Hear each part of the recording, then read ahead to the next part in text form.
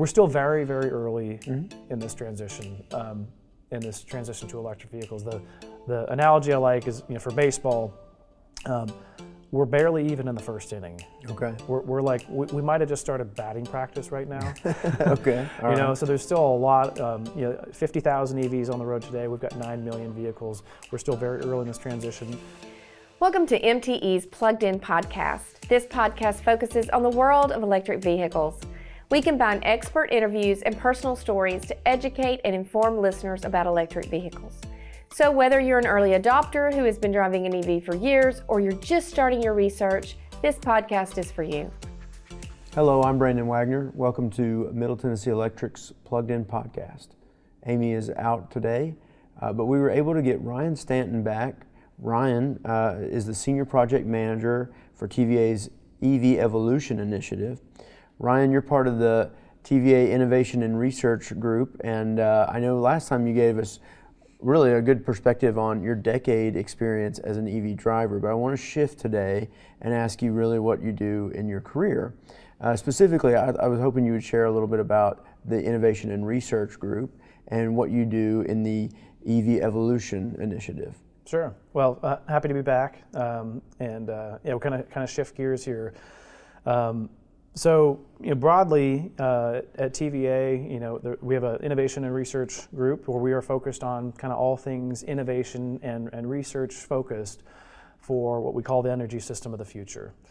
So our group is really charged with looking over the horizon to figure out what's coming, what do we need to be ready for, what kind of new technologies do we need to look at implementing in our power system to meet the needs of our Valley residents in the future. It's a really exciting time to be in this industry, especially if you're kind of an energy nerd like us here. But in kind of where we are in this transition, kind of this pretty significant change and kind of evolution of our economy. A lot of our economy is electrifying right now. We're decarbonizing, we're electrifying, and so TVA's role in that, particularly in this part of the country, is really quite significant. Our CEO, Jeff Lyash, has talked about TVA's kind of need to plan on doubling the amount of load that we serve, doubling our power system in the next 2 to 3 decades or so.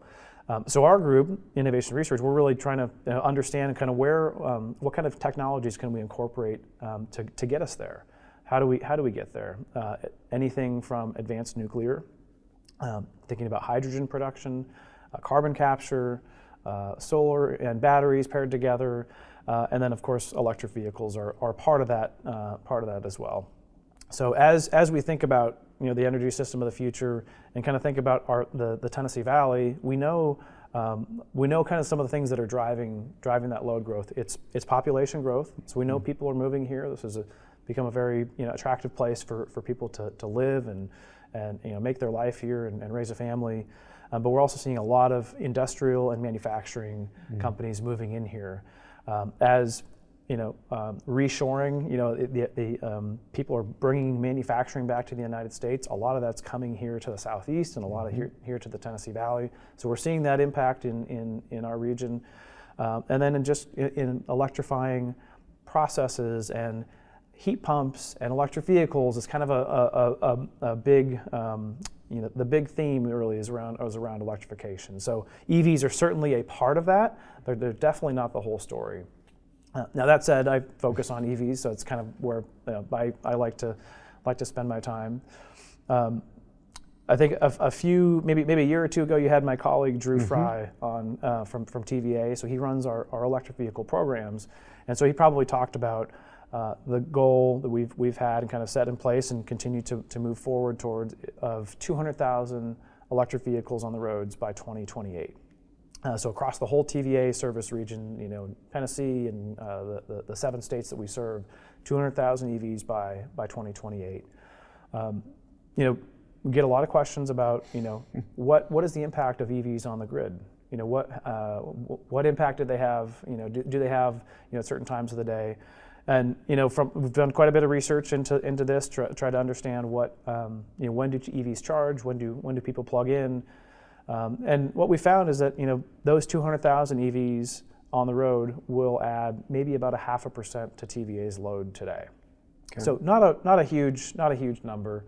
So we're not super concerned about that in the near term. However, we are thinking about what's going to happen when there's 1 million EVs or 2 million EVs on the road. So we're still a ways out from that. That might be 2035 by the time we see 1 million EVs. So we still have some time to think about that. But that's kind of what at a high level, innovation research. We're charged with looking over the horizon, understanding what's coming, and then figuring out what TVA and how we can work with local power companies, how we can work together to meet that challenge. Yeah. Well, it is an exciting time to be in this industry. I think we'll look back at this time and see it as everything we do now is going to be foundational to what we build on later on.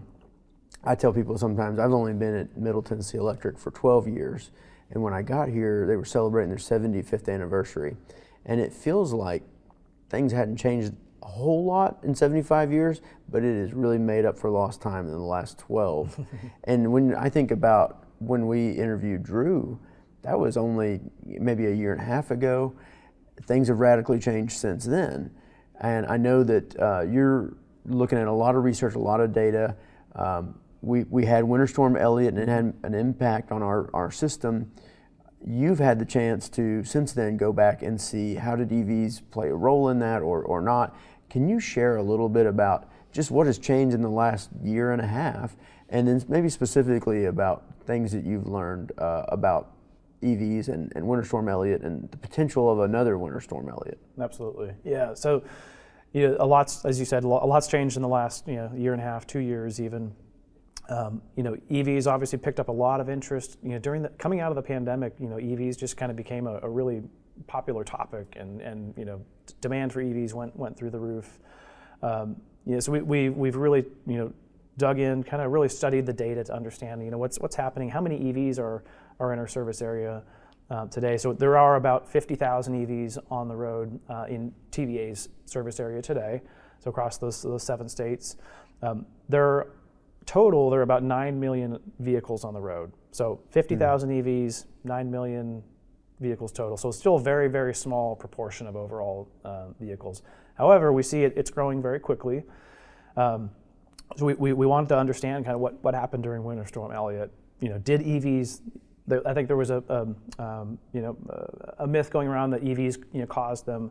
We looked at the data just to confirm that it was not at all part of the load. What was happening? It was a very, very cold historic storm. So we saw a lot of heat pumps come on. Your electric resistance kicked on, and it all happened kind of at once. And it happened across the entire valley. It wasn't just Middle Tennessee. It was from Memphis to Bristol and Mountain City. It was truly across the whole service area. But what we saw is, we looked at kind of the average load of when EVs charge, when they plug in. We see about, probably, a good chunk, the majority of charging typically takes place overnight. So from maybe 6 o'clock in the evening until about midnight, and then it kind of tapers off. So when we had the real cold periods early in the morning, 4, 5, 6 a.m., EVs for the large part weren't really charging much at that point. So we don't really see a lot of contribution from EVs during those really cold periods. It's actually kind of the other way around. We see it kind of later in the afternoon, evening, and into the overnight hours. Okay. This is maybe a little off topic, but I was wondering, can you share a little bit about the seasonal peak times that TVA sees demand? Like in the winter, what time normally does demand hit? And then same thing for the winter, for the summer. Yeah, no, absolutely. And across the country, you have different utilities with different types of load profiles. For example, TVA has what's called a dual peaking system. So that means we have a peak in the wintertime, which is in the morning, early in the morning. Okay. And that's because you wake up, it's cold, your house is cold, so you turn the heat on. You might turn on a toaster or the microwave, take a shower, your hot water heater comes on. So we see a lot of load that comes on early in the morning, roughly 5 to 10 a.m. Okay. So that's kind of our winter peak, as we call it. It happens in the morning. Okay. In the summertime, it's kind of the other way around. It's in the afternoon when it's really hot out, when you're coming back home perhaps, you're maybe starting to cook in the evening, but your air conditioning is driving a lot of that load in the afternoon. So say from 3 o'clock to 7 o'clock, 3 o'clock in the afternoon to 7 o'clock in the evening, that's our summer peak. Okay. So those two they don't exactly balance each other out, but those are the two peaks, 2 times of day that we have to account for and kind of build the system to. And distributors provide the electricity. You have to size your transformers and the distribution lines that serve those. Those are the 2 peak times that we see at TVA system. Okay. So, and I know you mentioned there's a lot of industry, and I know just around here, there's a lot of plants, but it sounds like residential load is what really drives those peaks, even with all the industry we have in the valley. Yeah, so I think we see, with residential, it's driving, some of those peaks because you have air conditioning and heating that really, drives those peaks up and down. We'll see that certainly to a degree with commercial and industrial, but it's more of a consistent base load because you have some of those processes that are just always on, like air compressors and machinery, things like that. Okay. I know the Innovation and Research Group, you're doing research with people internal to TVA and also as well as external to TVA. I wonder if you can share a little bit about who all you're working with. I mean, I know it's a talented group of people that you work with, but maybe you can share a little bit about who you work with and then also what kind of research you're currently doing. Sure. Yeah, so we're not the only utility that's doing research and trying to understand what's happening. Utilities, there are 3,000 plus utilities across the country. So we actually work with one major organization we do a lot of research with is called EPRI, or the Electric Power Research Institute. So they're truly kind of a national think tank. They work with utilities from California to New York and Texas and TVA. So we work a lot with them.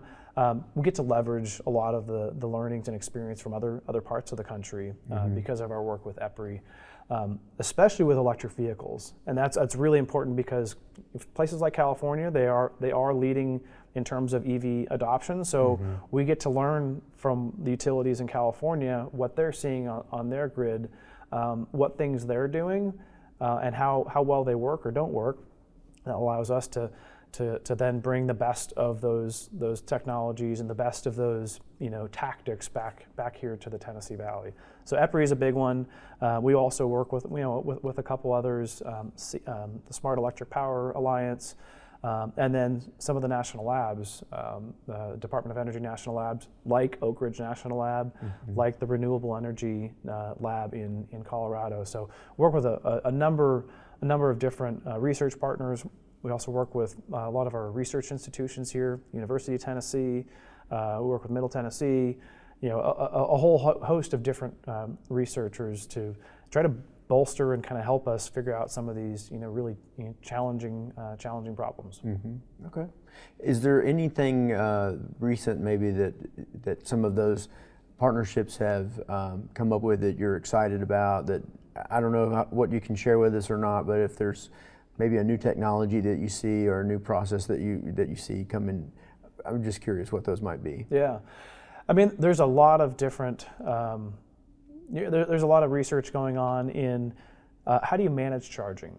So as a utility, when we do get a lot of electric vehicles, if we go from 50,000 today to 1 million or 2 million or 3 million electric vehicles in the future, how do we manage that load? How do we encourage people to charge at times when there's excess grid capacity? Could be time of use rates, programs like you have here at Middle Tennessee.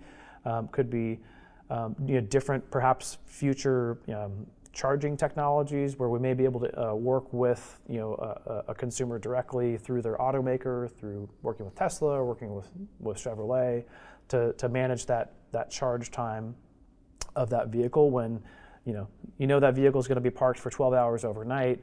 If you only need to charge for 2 hours, can you shift when you charge that vehicle at a certain time of the night, so you're not creating any new grid challenges. So there's a lot of, we're still very, very early in this transition to electric vehicles.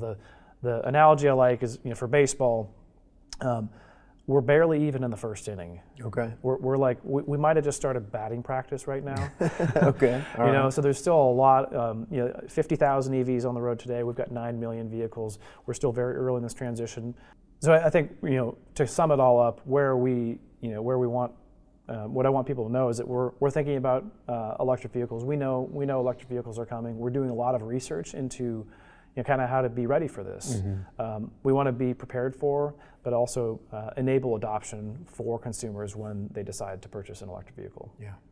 Yeah, we when we did our night flex rate, I don't know if it's the solution that's going to be in place for 10 years. I don't know. But what we realized was if we could help split the amount of charging that happens at the same time someone's heating their home or cooling their home, then a couple things happen. Number one, it reduces that demand on our system, but also maybe people can add load to their home without having to upgrade their service because you can diversify that load. And what's really cool about EVs is, as an EV driver, I don't care when the car charges. If I'm talking about HVAC, if I'm cold, I want to be warm, at that moment. And if I'm, hot, then I want to be cool at that moment. But as an EV driver, all I care about is when I get behind the wheel that it's charged. I don't care when it happened. So that's we felt like there's a chance maybe we could move that charging overnight. When we studied our residential load, HVAC was not as utilized during that time. So. Yeah, and it's to your point. Electric vehicles are very flexible. I think a statistic I saw was that a vehicle, whether it's electric or not, spends 96 or 97% of its time parked. No kidding. So a very large part of a vehicle's life is spent in a parking spot somewhere, in a driveway or in a parking lot. So that flexibility when it charges, when it gets that charge, there's a lot of room for flexibility, and I think that's very important for the grid, for us to make sure we know, when we can charge those vehicles, can we align the best time for the grid, or the best time for the consumer. There's usually a sweet spot there for electric vehicles. So you're studying data now, and you're looking at it not just for the short term, but what things look like 20 years from now. Do you have kind of a vision of what the grid looks like 20 years from now, what energy management looks like 20 years from now? Well, I definitely wish I had a crystal ball. We know things will be different than they are today. But if we were to, place some bets, I mean, the areas we're looking in right now, I mean, again, our big challenge and our big opportunity is to decarbonize our electricity system. We're trying to get, our aspiration is net zero carbon by 2050, but we're also we're preparing to double our load by then as well. So kind of a dual challenge or a dual opportunity, depending on how you look at it. And so when I think about, in 25, 30 years, that may look like a combination of advanced nuclear. So we have the nation's first small modular reactor early site permit in East Tennessee at the Clinch River site. So that's going to be a 300 megawatt small modular reactor. It may be the first one in the country, but if it goes well, we're not going to have one of them. We're going to have, many of them. We're going to have maybe a couple at every former coal site, for example. So we may have a lot of nuclear. We're also moving forward on plans to put up to 10 gigawatts of new solar in the valley in the next decade or so too. So we'll have a lot of solar, potentially a lot more nuclear. We'll probably keep the hydro fleet. Perhaps carbon capture is out there as well. So there's all these kind of different generation assets. In 20 years, we may have 2 million, 3 million electric vehicles on the road by then. One scenario that may play out is if we have a lot of solar generation on the system. Well, that solar produces electricity, the most electricity during the middle of the day. So we may actually shift where right now we have excess generation overnight. Well, we may actually ask you to charge your vehicle perhaps during the middle of the day when the sun's shining the most, because there may be additional solar. So, it's tough to say exactly how everything's going to play out. We've kind of, again, back to looking at other places, working with EPRI, we've seen California has got what they call the duck curve. Because they have so much solar on their system. And the reason it's called a duck curve is because the graph actually looks like the back of a duck. So those are things that we're paying attention to. Nothing we need to worry about right now, but definitely the future is going to be different.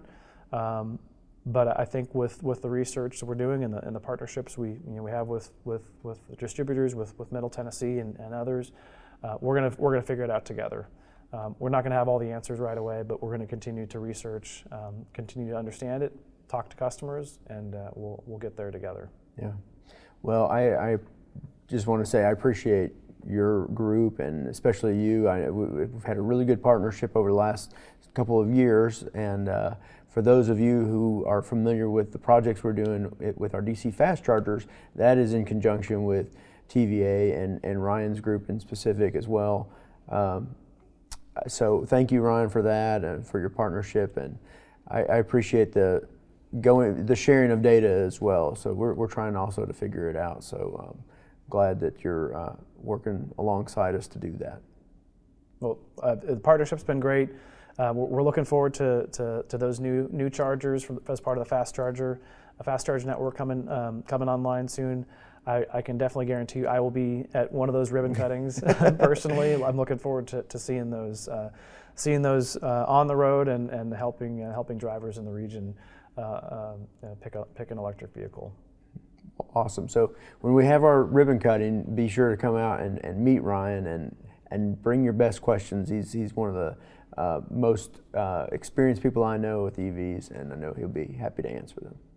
Well, I hope you enjoyed that episode. I want to thank Ryan again for being here. If you have any questions about MTE's EV Ready program or the Night Flex rate or anything EV related, please email us at evcarclub@mte.com. For more information on MTE's Drive EV programs or the EV Car Club, please visit driveev.com or email evcarclub@mte.com. Until next time, plug in, power up, and drive safe.